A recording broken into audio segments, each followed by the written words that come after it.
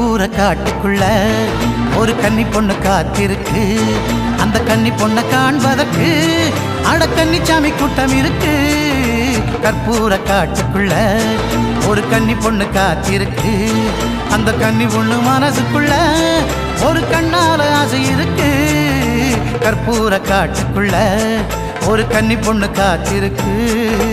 சாமியே சரணமையப்பா.